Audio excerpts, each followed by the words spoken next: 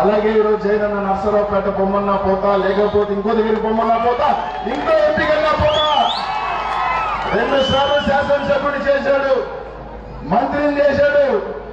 ఈ రోజు గూడూరులో నిలబడి 10 మంది నా కోసం చప్పట్లు కొట్టినా, నేను ఇంకో ప్రాంతానికి పోయి నా దగ్గరకు వచ్చి సెల్ఫీ తీసుకున్నా, నేను చిత్తూరుకి వెళ్ళి ఇంకో మూలకి వెళ్ళి నా 10 మంది నన్ను గుర్తించినా, లేకపోతే ఎయిర్పోర్ట్ లో నిలబడి సెల్ఫీ తీసుకున్నా, అది అంతా కూడా జగన్మోహన్ రెడ్డి గారి చలవ, జగన్మోహన్ రెడ్డి గారు పెట్టిన భిక్ష.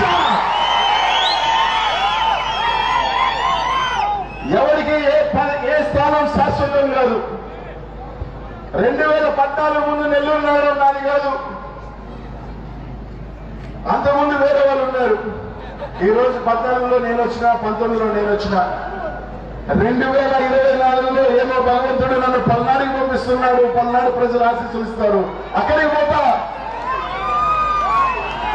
ఈ రోజు గొప్పగా ఫీల్ అవుతా.